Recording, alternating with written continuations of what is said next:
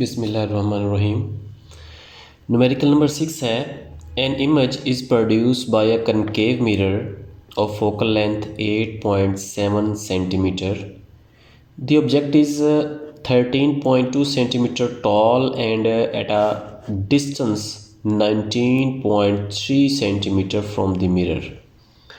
Find the location and height of the image. और B part है find the height of the image produced by the mirror if the object is twice as far from the mirror. तो एक concave mirror है और उसकी focal length 8.7 centimetre है। उसके सामने एक ऑब्जेक्ट है जो कि 13.2 सेंटीमीटर टॉल है, उसकी ऊंचाई है, और उसका फासला मिरर से 19.3 सेंटीमीटर है।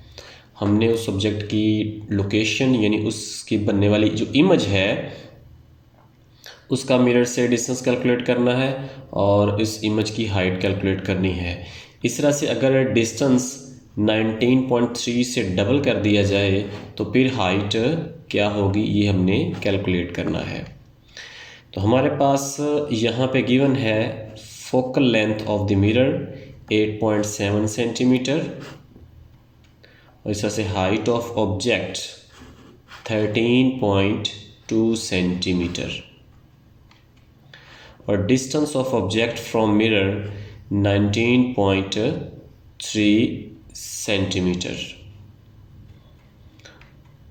इस तरह से distance of image from mirror Q calculate करना है एंड हाइट ऑफ इमेज ये हमने कैलकुलेट करनी है और हाइट कैलकुलेट करनी है जब डिस्टेंस पहले से ऑब्जेक्ट का डिस्टेंस पहले से डबल कर दिया जाए यानी 38.6 सेंटीमीटर। इसको सॉल्व करते हैं और सॉल्व करने से पहले ये चीज़ें कुछ इंफॉर्मेशन, रियल इमेज इन्वर्टेड होगी और क्यू की वैल्यू पॉजिटिव ली जाएगी, वर्चुअल इमेज इरेक्ट होगी और क्यू की वैल्यू नेगेटिव ली जाएगी। इस तरह से जिस तरह यहाँ पे है कनकेव मिरर, तो यहाँ पे कनकेव मिरर है तो फोकल लेंथ उसकी पॉजिटिव होगी। इस तरह से कन्वेक्स लेंस की फोकल लेंथ नेगेटिव होती है। तो हमारा चूँकि कनकेव मिरर है इसलिए हमने एफ की वैल्यू पॉजिटिव यूज़ करनी है जो कि यहाँ पे लिखी हुई है 8.7। तो हमारे पास ये मिरर फार्मूला, यहाँ से हमने चूँकि क्यू कैलकुलेट करना है तो 1/p 1/f में से माइनस होगा। इनकी वैल्यूज पुट कर दी, f की वैल्यू 8.7 और p की वैल्यू 19.3। तो इन दोनों को बटे के नीचे मल्टीप्लाई कर दिया और ये एलसीएम लेना मुश्किल है तो इसलिए हमने मल्टीप्लाई कर दिया। 8.7 से कैंसिल तो 19.3 यहाँ पे आ गया। इसी तरह से 19.3 इस 19.3 से कैंसिल तो 8.7 यहाँ पे आ गया। तो इसको सॉल्व करेंगे तो हमारे पास 10.6 आ गया और यहाँ से ये रिलेशन आ गया। नीचे वाली रकमों को आपस में मल्टीप्लाई कर दिया गया, यहाँ पे इसका रेसिप्रोकल लिया गया तो आ गया 167.91 डिवाइडेड बाय 10.6। तो हमारे पास आंसर आ गया 15.84 सेंटीमीटर। तो ये हमारे पास आ गया distance of image from mirror. अब हम कैलकुलेट करते हैं हाइट। तो Q और P इज इक्वल टू यानी distance of image from mirror is equal over distance of object from mirror is equal to height of image over height of object.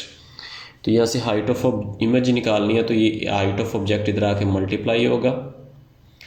इनकी जब values put करेंगे तो ये 15.84 divided by 19.3 multiply by 13.2 तो हमारे पास आ जाएगा 10.83 centimetre. तो ये हाइट ऑफ इमेज है। अब इसी न्यूमेरिकल को हम दोबारा सॉल्व करते हैं p की वैल्यू डबल करने से।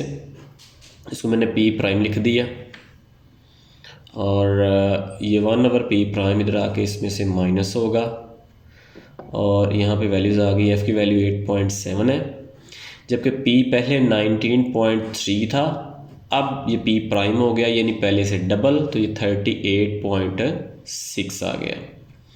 इसको भी हम वैसे ही सॉल्व करेंगे तो हमारे पास ये आ जाएगा 335.82 डिवाइडेड बाय 29.9, तो हमारे पास आ गया क्यू आ गया 11.23 सेंटीमीटर।